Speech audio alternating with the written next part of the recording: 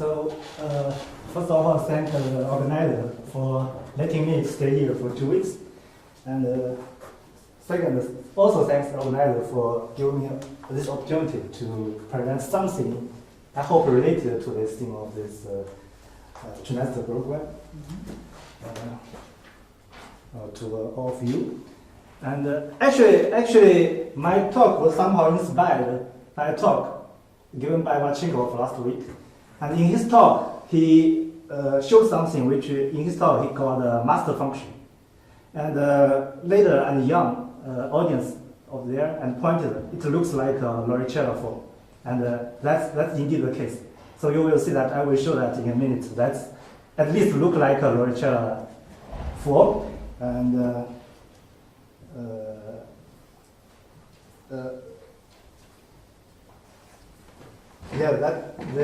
that's the reason I want to bring you something which may be related to the theme of this trimester program. I hope it will be of interest to you. And for me, the whole thing is kind of for the purpose of construction of ball quotient, especially high dimension, of the dimension greater or equal to 2. So equivalently, the construction of ball quotient is somehow to find the corresponding gamma, the group, the lattice. In our case, especially the kind of complex reflection group, which is a kind of lattice acting on the ball and generated by complex reflections. But that's the main purpose for me. But today, I think my talk is somehow I hope it could be more related to the topic of this semester. So I will put the Lauricella hypergeometric system into a second term, which is called Dunkl system. That's the main purpose of my today's talk.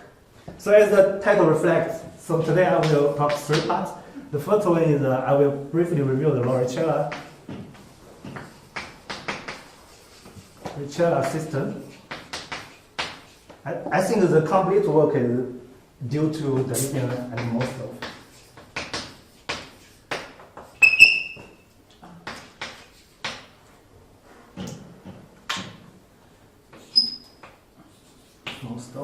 Second, you can also see from title it would be Dunkl system.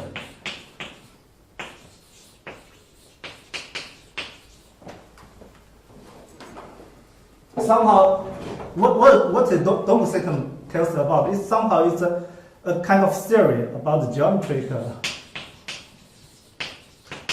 structure.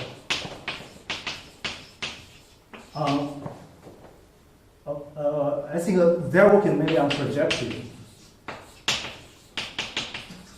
arrangement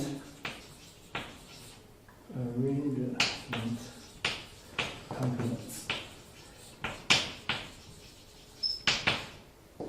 It's due to Couwenberg,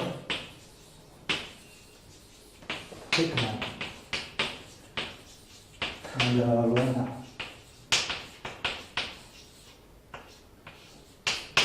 So I say the first picture could be fitting to the second picture. So which means from this point of view, they could construct a little bit more ball quotient than the first one. The second topic of the today's talk is just I will show how to put the first one into the picture of the second one. How to look at one from the point of view of 2.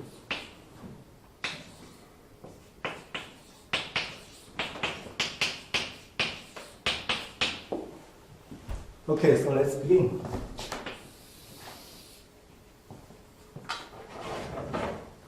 So first is the Lauricella system. So we are given a sequence of number which we call mu. Mu 0 from mu n to mu n.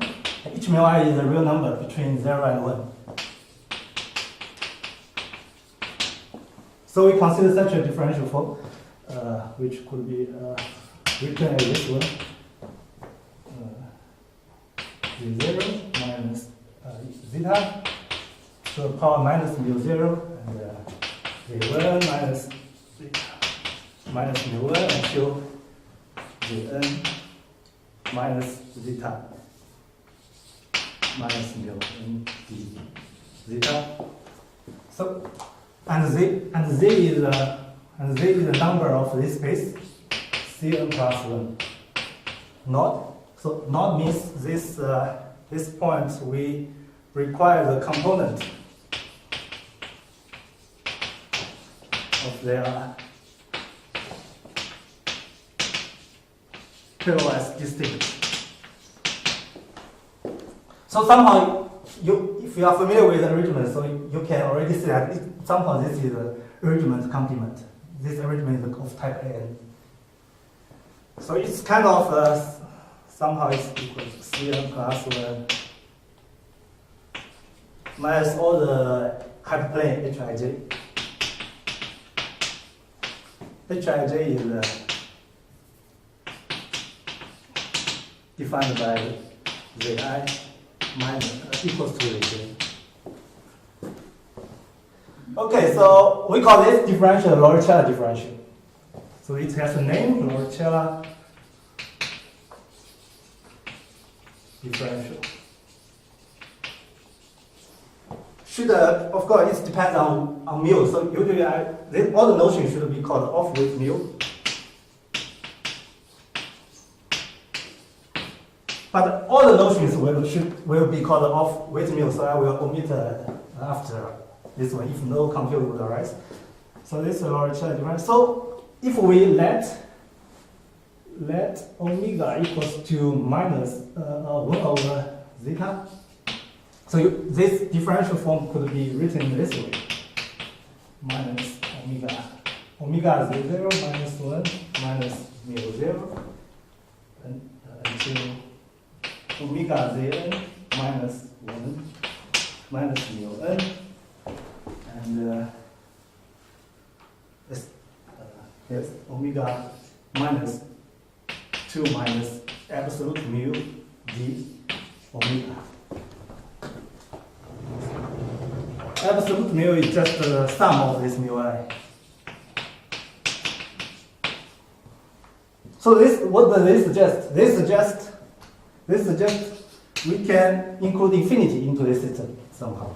So we let Zn plus 1 become infinity, and its weight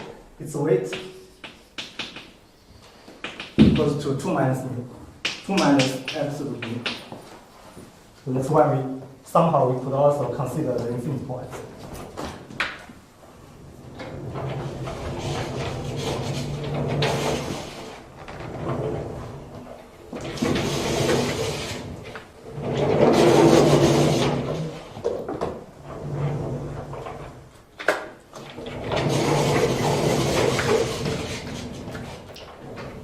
Okay, so now we choose such a point if we call it Z node in this space, and we choose dk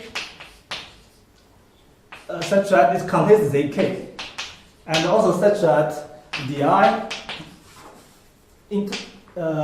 all the intersection of the di is empty. Any pair of ij, we consider such a function d times d1 until dn goes to c, and so this z goes to integral of a path of phi z. And of course, gamma z is oriented differentiable, piecewise differentiable.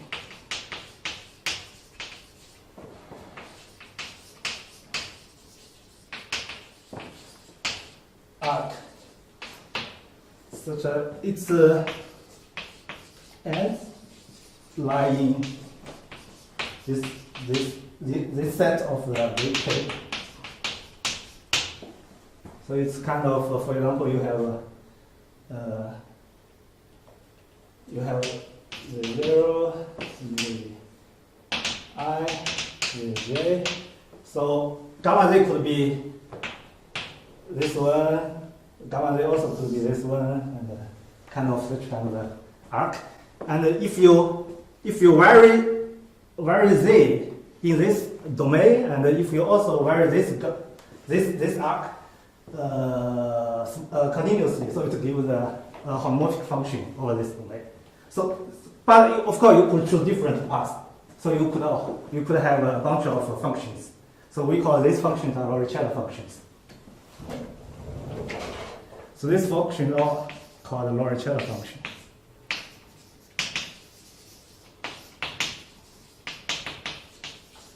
And this Lauricella function. I'm just a little confused about the domain of this function. There's no restriction on these other than that they have empty intersection. No, it's around. Of course, it's around the z naught. That yeah. And each dk should contain zk. So we should think of di as a disk containing Yeah, di. yeah. And their intersection is of course each pair of ZR is different, so it's possible to find such a domain, right? So you consider such function over this domain. And this function gives a local system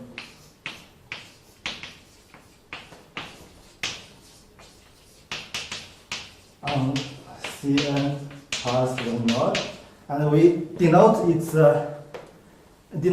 dot by LZ. Denotes dot by LZ. So it's dot somehow just germs of this homomorphic function or Lauricella functions. So it's kind of very direct point of view. So why it's hypergeometric? Actually, so it satisfies such three properties.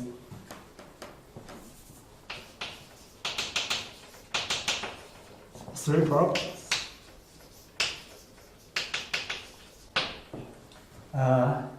So one is translation invariant. So it's f the naught plus the 0 plus a, the n plus a equals to f the 0, the n. 2. It's of homogeneous of degree 1 minus absolute 0. So it's, what does that mean? Et the 0, et the n equals to e minus absolute mu p f 0 the n. And of course, it's from the hypergeometric differential equation, so it satisfies a system of differential equations.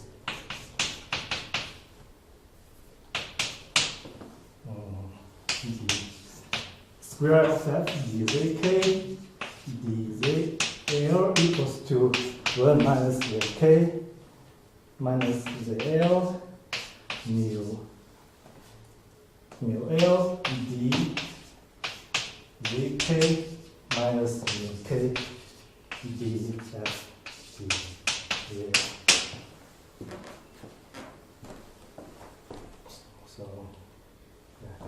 So it's such a system of differential equation. So you can also understand all these functions as a solution space of these differential equations. Okay.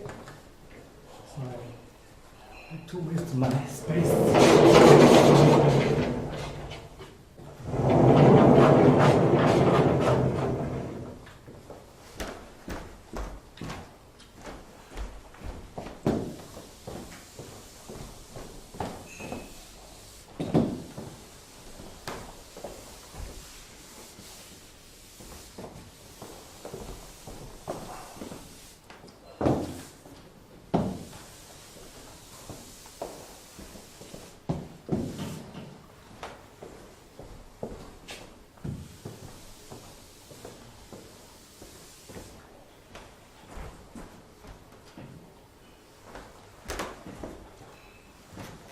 Of course, then you would wonder what's the basis of this local system. So it's already know that. So you could give such a these three problems, of course, suggest us something, right? So the first one suggests that finally, we need to look at those space, not on Cn plus 1 node. It should be considered of the, we need denote by Vn node. Cn plus 1 node, quotient by the main diagonal. So this suggests actually this kind of system has a kind of uniformization for different cases. For example, when absolute mu equal to 1, so this function is a constant, has a c-cross, is a constant on c-cross orbit. So somehow, in any we find this, we call the parabolic case. So somehow this becomes the critical point. So there are kind of deformation of this system, such that its uniformization could be different from elliptic case, parabolic case, let's say affine case, and the hyperbolic case. Of course, I would be more interested in the hyperbolic case anyway. So here, of course, this is a differential equation. So in the LZ, so we found that this n functions is we could write out is a basis of this LZ. Delta 1 phi z, delta 2 phi z, and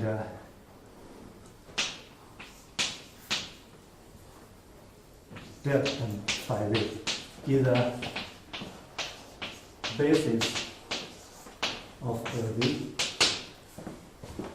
And delta I is an arc connecting the I minus 1 to the I. So it's going to give a basis of LZ, and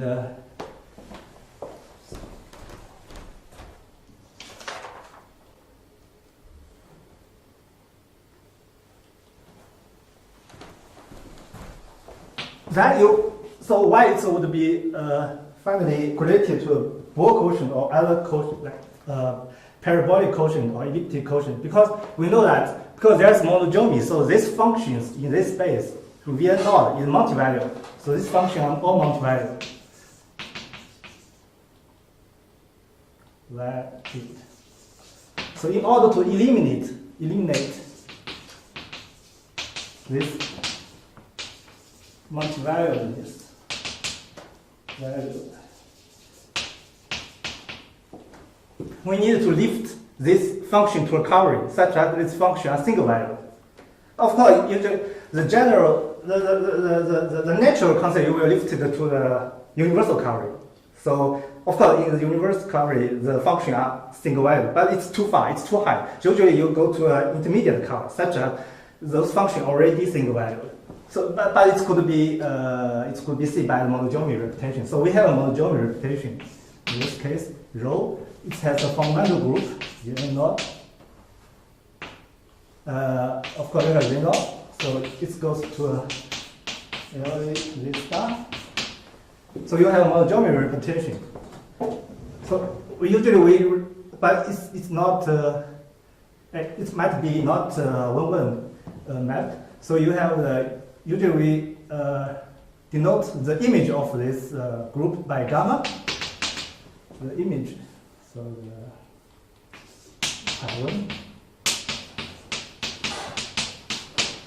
so this image is the gamma. So usually it's would be we call it the monodromy group, and then we have such kind of intermediate covering by this way. So Vn naught.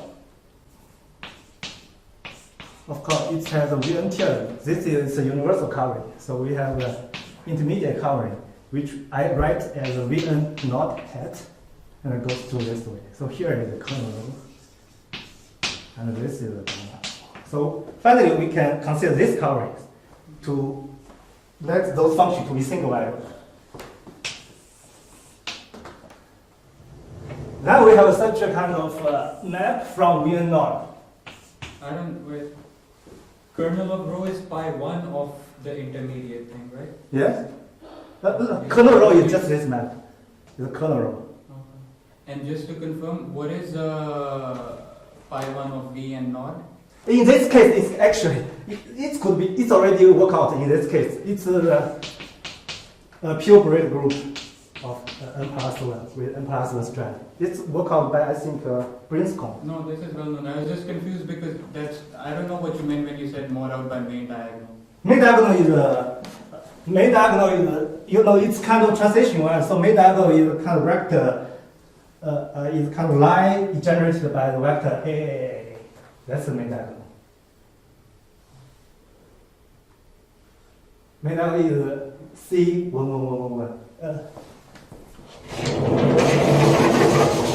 Because we have this. Those weren't allowed because it was the space of distinct points. So can you write down an element in the main diagonal? Yeah, it's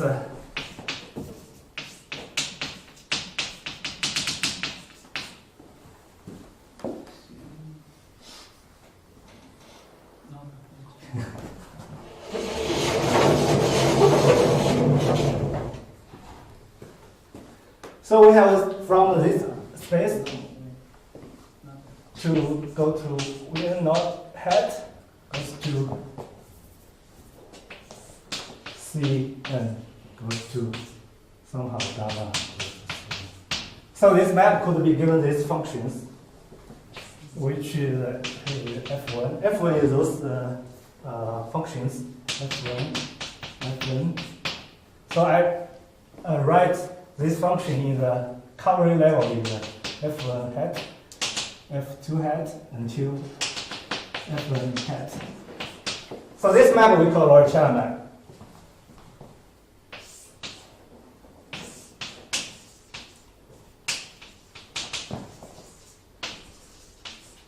Of course, we have also a projective version, so it goes to log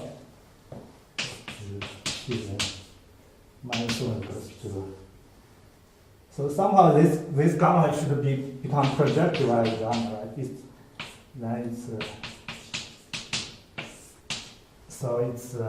It's become P f hat. F is just these functions, and this is Pf. And this we call and we follow the notion, which the classical case in the one-dimensional case, Schwartz kind of give out all the list for the all Gauss hypergeometry functions. So we call this method Schwartz method.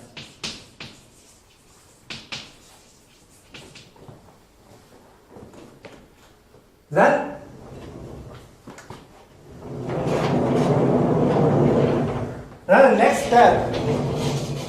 the next step that we wondering, what the geometry structure would happen on this space? Because now I would say that it's kind of affine construction. My geometry would be: is there any metric setting in metric properties in this setting? So it didn't happen.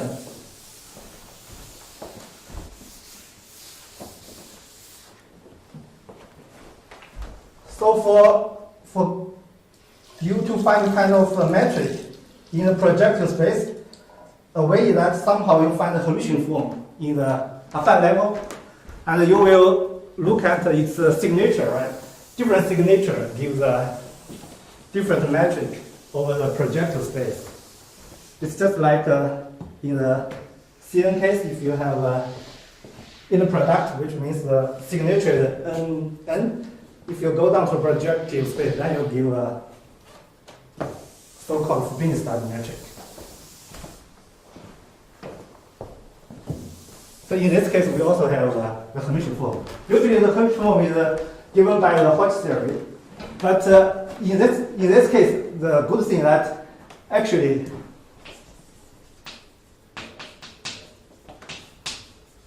there also a work, how to say that? And the whole theory also worked out by system from a completely combinatoric point of view, which is called, I think, co-metric over P1. So it's also using this theory also work out other things. And from that point of view, everything is very easy to understand. So you could also understand the Hermitian, or give out, or explicitly write the Hermitian form from that point of view.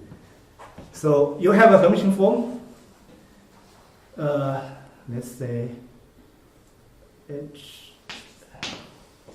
I still somehow, because there is a transference from Cn plus 1 to Vn. So from the Hermitian form, we still start from Cn. So we denote it H naught, H tilde. So its coordinate is Fg. So somehow we still have, we can explicitly write out those Hermitian forms.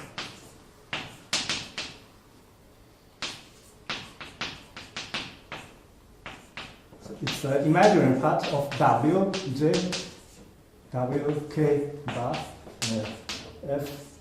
Fjk plus Fkgj. And it can be worked out. But of course, this Fg, here I still need to mention that this Fg is not exactly the same as the F I write over there. Because F I write there is kind of arc, delta 1, delta 2. So you need to, for this Hermitian exact form, you need to choose another base. It's very related to that, but somehow you need to change a little bit of coefficient, so that such that it will satisfy this Hermitian form. Anyway, that's you could have such Hermitian form. That Wj, it could be written out in this way: mu0 plus mu j minus 1. So you find this Hermitian form somehow depends on mu. So when mu is different, so you have a different Hermitian form, then the signature will change. So what I want to say that the different signature of Hermitian form somehow is determined by the absolute mu. So locally, if absolute mu is less than 1, so the Hermitian form is is signature n plus 1. So in the Vn naught space, the signature is n0. So it's go down. It's locally of being Dali metric.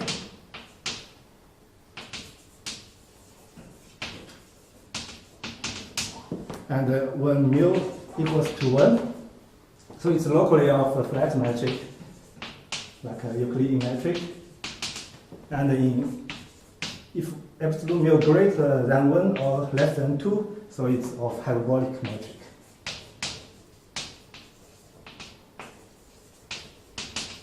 So, but this is still for Vn, the projective space of Vn naught. So, I think for this theory, the most difficult part, the most difficult part, how to extend the geometric structure across those arrangements. Or let's say, what the theory, what the system would be when some components become together, become the same. That's the most difficult part. And of course, Dali and Mostow, they work out, and they said, finally, they work out this theory, and they somehow use the GIT theory and use the mode, because you could see this project space could be interpreted as a moduli space, the PGO2C orbit of a moduli space of genus curve, of genus zero curve of n plus 2 distinct points on this genus zero curve.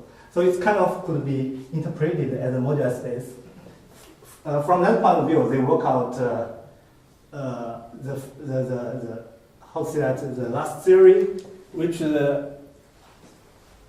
I think in our, I already look at it in a more general way. So they are just genus zero curves with n marked points and decorations, because you have these weights mu i's on each of the n plus 1 points as well.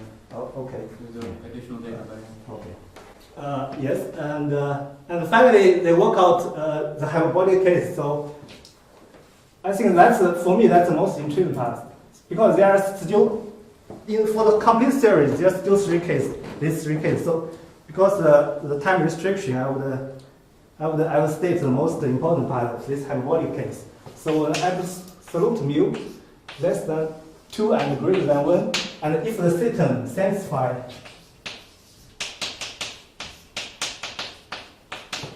the sigma nt condition,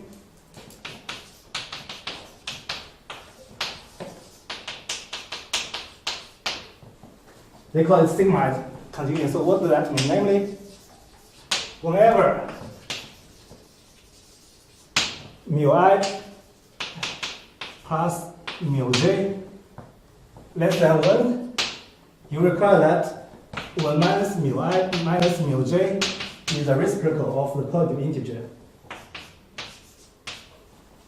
If mu I not equal to mu j, if mu I equals to mu j, so you could lose a little bit. You can require it 1 minus mu I minus mu j become the reciprocal of half integer.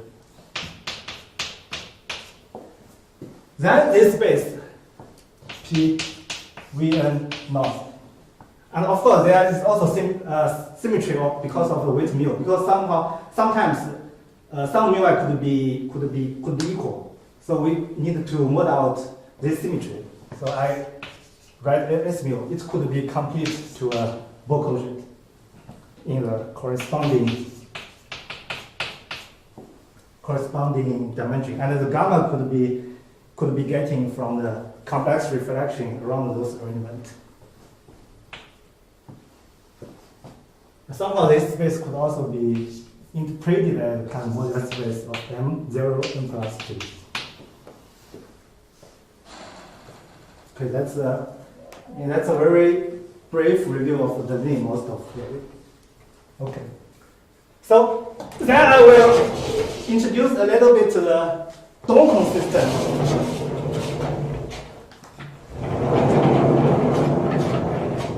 From the more geometric point of view, and then we can see what happened in that theory.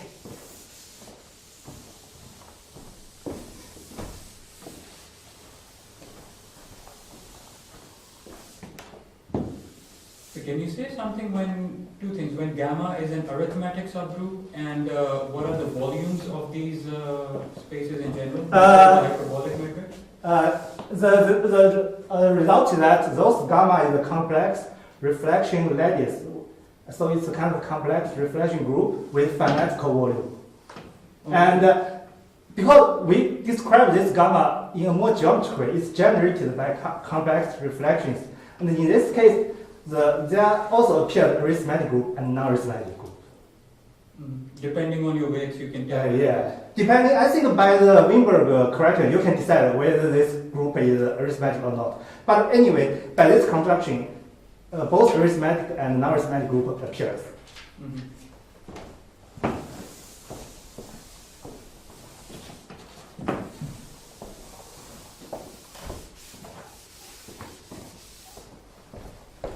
And there's no actual, it is finite volume, but is there a formula for the volume, or is it easy to compute? I don't know. So I don't know if there is a formula for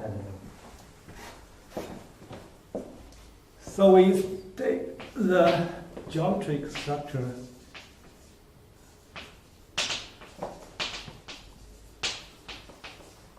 on arrangement complements.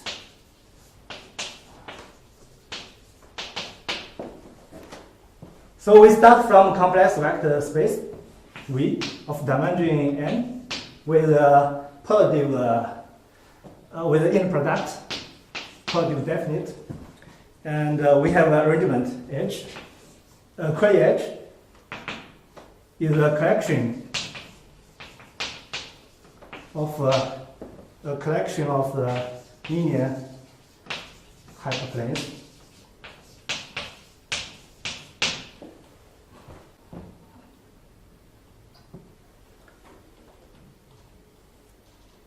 Then we have the complement of this union, which we call this is called arrangement.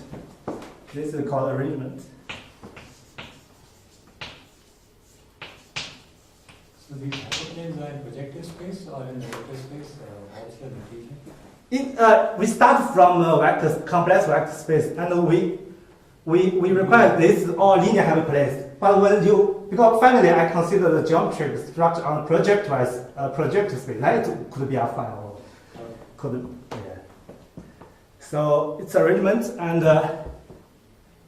we consider its complement is defined by V minus all the union of these hyperplanes.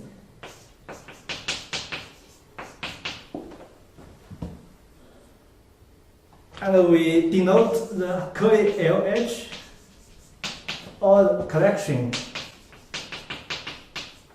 of all the intersections.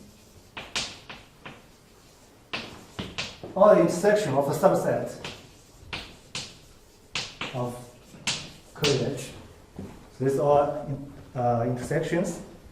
And we denote, if we choose the element of this curly L, H, and we denote that HL is all the hyperplanes, all the hyperplanes containing L. And each element of this set H minus HL, so it will meet L in a hyperplane I of L. So we L in hyperplane I of L. So we denote the H up L is a collection of such as yes.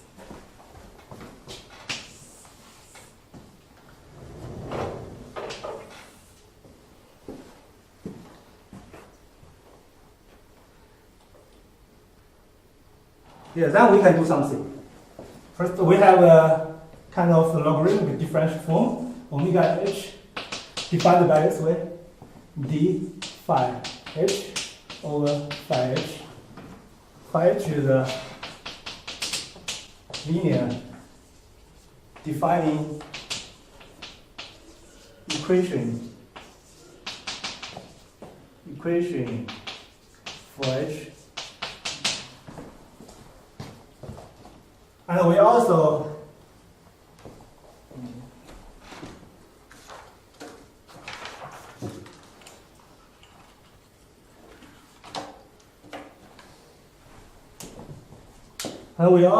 have the patch is a orthogonal projection to H perp with kernel H. So somehow, so if this H perp, so any vector by the projection of patch is somehow goes to here, and this one goes to here. So this is patch, and we also have k kappa is a function from the curly H to a positive real number. So each H to a kh. Now we define a connection form on the tangent bound of V0. Nabla kappa. Nabla, the standard connection, which is the Levi-Civita connection of this metric, minus. I can write the omega kappa first. Sigma omega tensor rho h is divided by kh pi h. So this map is self-adjoint with this product, and then we can write the connection equals to the standard connection minus omega kappa. It's a connection defined on the tangent bound of the V0.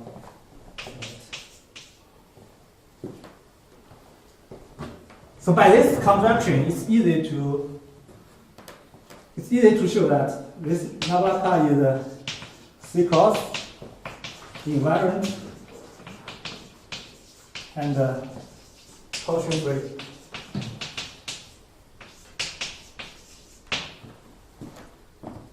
So the next step is that whether this connection is flat. So if nabla kappa is flat, we call this system a Dunkl system. V, H, kappa, the Dunkl system.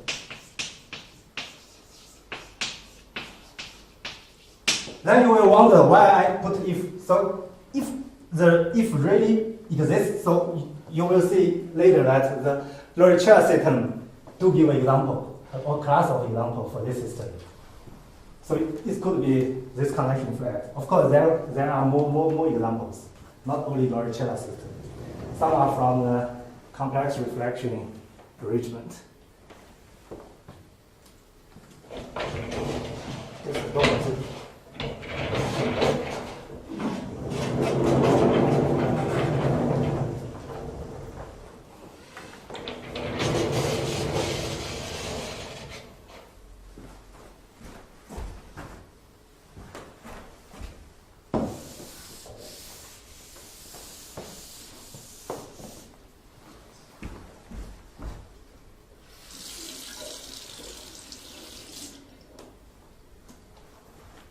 So any questions so far?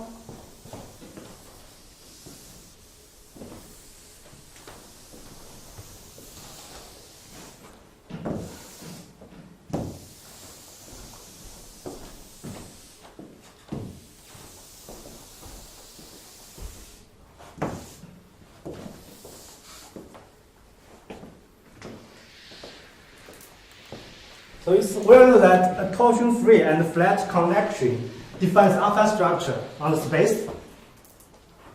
So if we have a Dunkl system, then we have an alpha structure of this on this space.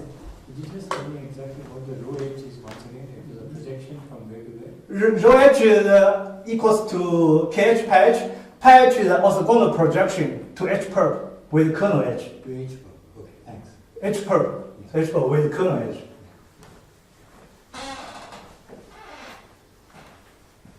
So it's projection to H perp. And Dunkl system. Yes, torsion free and flat connection defines the alpha structure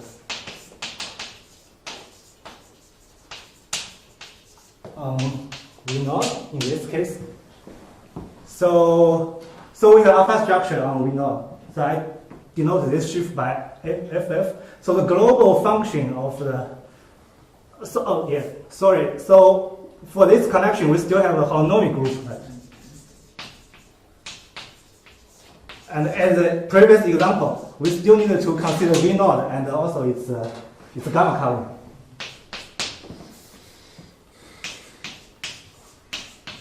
So V naught hat is gamma covering.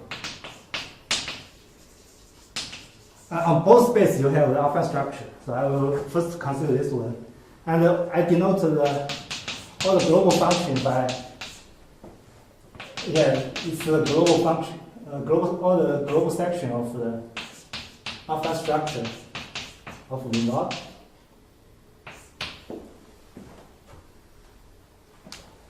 And I denote all the linear forms from the function to C by the set A. Linear forms from all the linear forms. Not C. Now we have an evaluation map. In this space, not goes to A, defined by this way. Z hat goes to evaluate Z hat, and then Z hat is yes, fine, not yes. To C goes to F. in hat.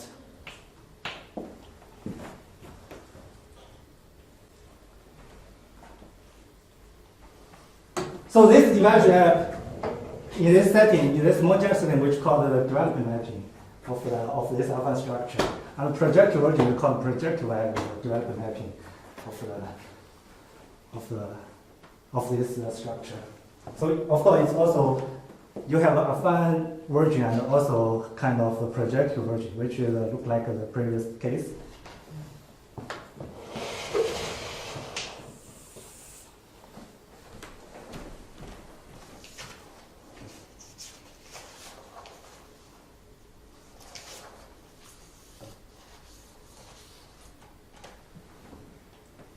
And then I think, it's like the previous case. So the next step thing we are interested in about if there is a Hermitian form which give a geometry structure on the project space, there did exist.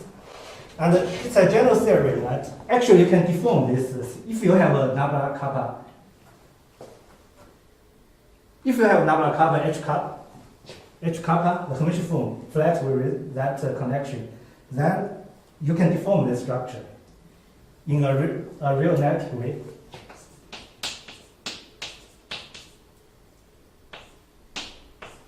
And deform this structure in a real analytic way. So if we make this case a little bit better, if H kappa is a semi-definite case, so somehow we can deform in a real analytic way. You have all three cases would appear. So when S equal to 1, such that nabla S kappa S equal to nabla standard connection in the H S kappa S equal to 0 equals to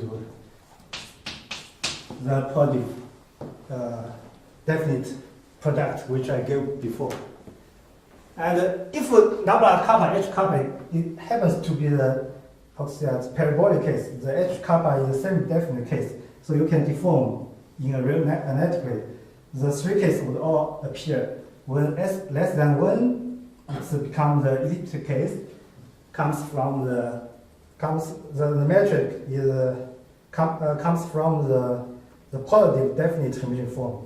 If S equal to 1, it's become flat metric, comes from the semi-definite Hermitian form. And S greater than 1 and less than a hyperbolic exponent, it's become hyperbolic case. It's all deformed.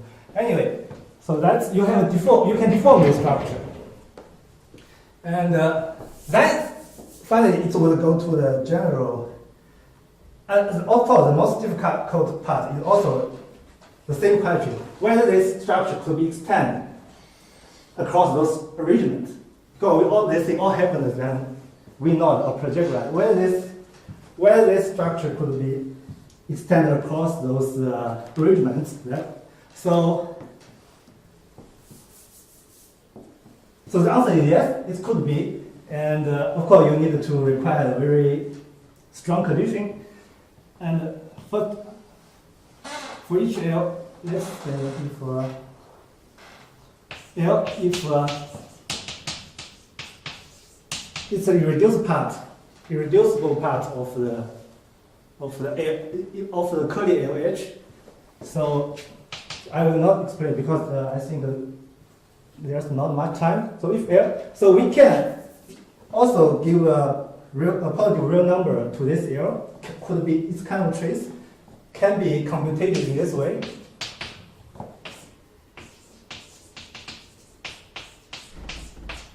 The sigma. So you can get this number by the trace computation if you require L to be reducible. And then of course you have K0, right, which means the number associated to the origin. And then we have this similar type result. If K0 less than 1, it's locally of the Fubini study metric.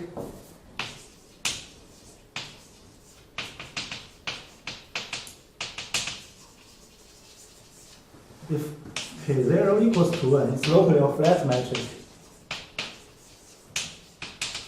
If K0 greater than 1, then let's say it's a hyperbolic exponent such that when K in this interval, the Hermitian form of signature N1 is of hyperbolic matrix.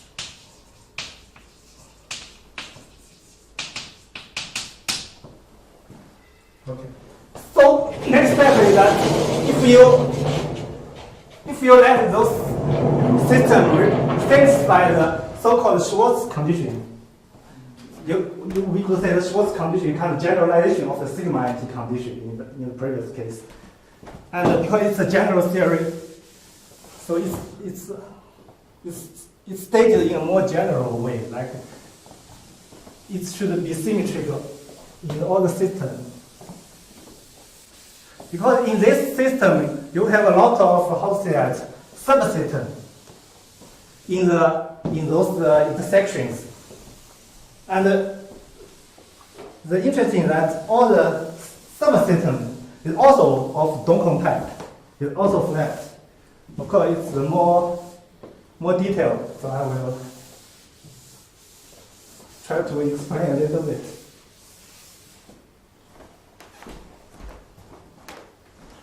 So in this case, in the last case, there was your space was solving a modular problem, that it was genus zero curves with n+1 mark points plus some decorations with these weights.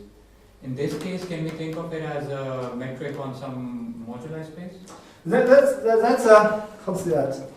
That's an interesting question, because in the Lauricella case, you have modular interpretation. You see from this setting, we start from some V naught. You do not have modular interpretation. Finally, you will see a result. I will say a little bit. The space could be completed to a Bohr quotient. And a philosophy that if gamma is a arithmetic group, the Bohr quotient is Shimura already, it's expected to have a modular interpretation. I think for some group you have, but general we don't know. I think for example the model space of cubic surface is a Bohr quotient, is 4-dimensional Bohr quotient. It's also in this case if the arrangement and if correctly choose the model space of cubic surface in this case is 4-dimensional, and the model space of the pedal surface of degree 1, 2 is all in this case, but one case, right, for one particular group. So, but it's only for some special cases. But in general, no, we do not know its modular interpretation. So you of course you have also in this system you have also a Dunkl subsystem, let's say. But I will not elaborate. And then finally, you will have a result if K0 greater than 1 and less than hyperbolic exponent. And this space, of course, there are also symmetry, which we call the Schwartz symmetry. With respect to the system, G also be, or it should be satisfied the Schwartz, we call it Schwartz condition. You could think of it as a generalization of, numerically you could sort of it or understand it, the generalization of the sigma anti condition in the previous case, and it goes to a Bohr quotient.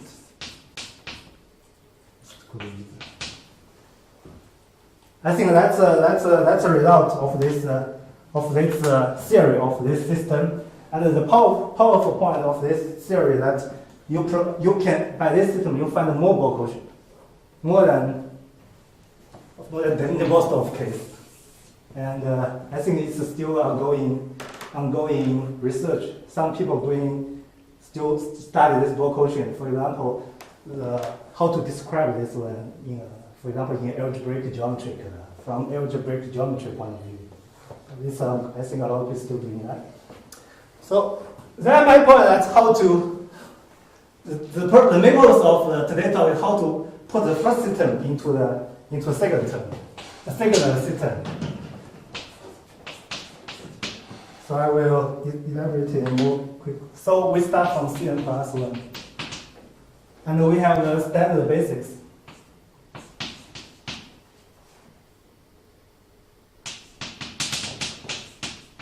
And we have an inner product equals to mu I del ij. And this one is still can be interpreted as a Cn plus 1 the main diagonal. And from Cn plus 1 and from of course, you know all this. So in the language of the Dunkl system, all the templates Hij right, defined by Zi equals to Aj, and then you have also the. Of course, you want to find I already erased. You want to find the phi. So the phi is can be defined by. It's easy, right? dzi minus Vj, Zi minus Vj. Of course, usually we would say this kind of arrangement of type N, if you know the construction of from the Brodacci, you know it's the construction of type N. So we need to, if we want to use the language of Dunkl system, so we want to find phi. Phi could be defined this way, and Hij, right? Omega H. Rho Ij means Hij defined by this way.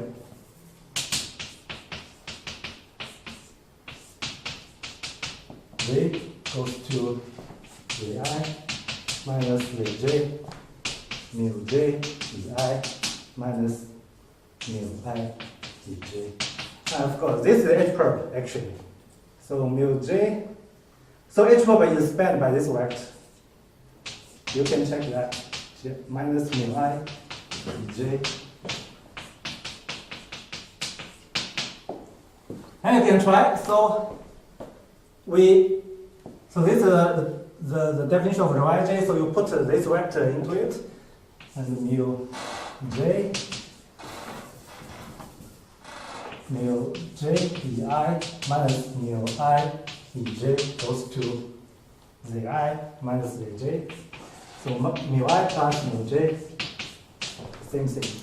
Mu j Ei minus mu I Ej.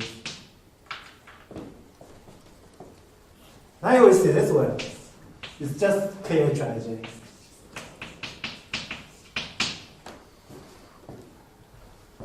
Then you find the omega Hij, you find the Kij, you find of course you need to induce this rho Ij tilde. You need to induce the rho Ij from Cn plus 1 to V. And finally, you find other thing. You can define connection on the space. Nabla kappa equal to nabla standard connection minus sigma I less than j omega. I write ij instead of hij times rho ij. Rho ij is this map induced from Cn plus 1 to C to this space. So you can define this connection. And this connection could be verified. It's flat. So then Lauricella type system. Then you can see Lauricella system indeed fits into the. You require mu I j's to be between 0 and 1, no? That was your definition of the I still require it. It's the same condition. Fits into a Dunkl picture.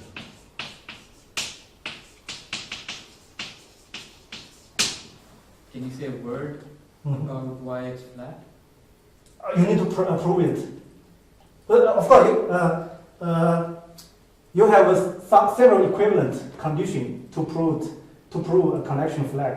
For example, the connection form, the differential form, where differential form is equal to 0, and you have some other condition. For example, the the sum of this map with the codomain 2 intersection should be, so let's say rho, it's a general condition. As Yeah, some let me say why I was, in general, when you define a KZ type connection on this space, this KZ type, the endomorphism valued form is supposed to satisfy, or these rho ij's should satisfy what I call the infinitesimal grade relations. I guess so, but I don't know. I guess so. So I mean, for Does the flat rho ij satisfy some relation that you know? Or that's what I was. rho I, okay, I'm not sure. Okay. I'm not sure. But I mean, for the equivalent condition to prove it's flat, you could consider this rho ij with codomain 2 intersection, and its sum, those endomorphism sum should be commute with each of its term. That is another equivalent condition for the connection to be flat. You can verify it. Then you know it's flat. And finally, I take 5 minutes to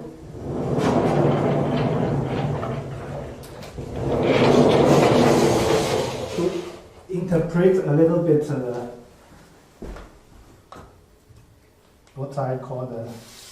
I hope it's related to the theme of this.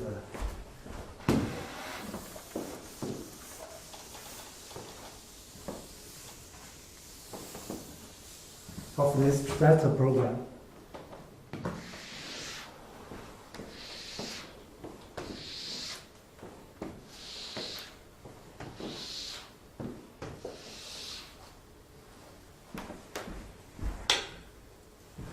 So if we consider hyperbolic case, if in the Lauricella system, so if absolute mu greater than 1 and 2, less than 2, and it satisfies sigma int condition. So we write each mu I equals to mi over m, and such that m0, m0, m1 until mn, it's prime GCD equals to 1.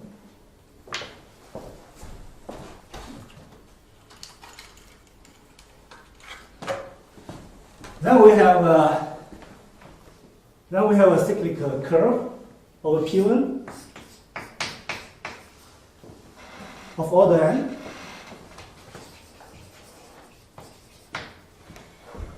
And its affine coordinates could be written this way.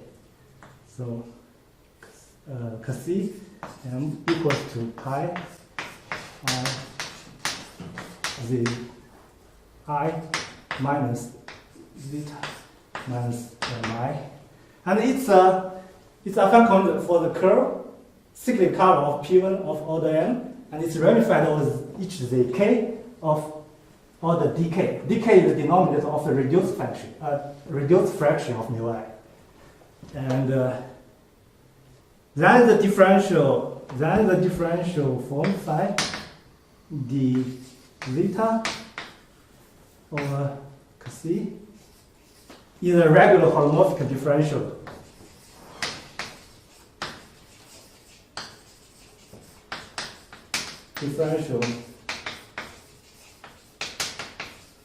On C, and so zk goes to zk plus 1 phi is a Lauricella map, Lauricella function, right? It's a Lauricella map.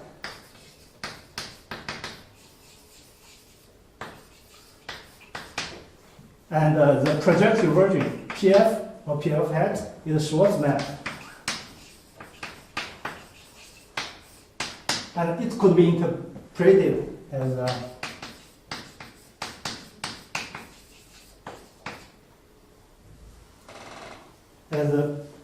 period map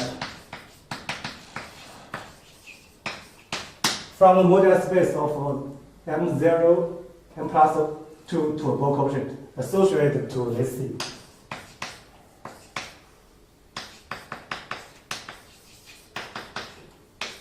From a period map from the right this space in a language of Dali and Mostow to full quotient and associated to C. So I hope this period hit the theme of this trimester program. I think I will stop over here. Thank you.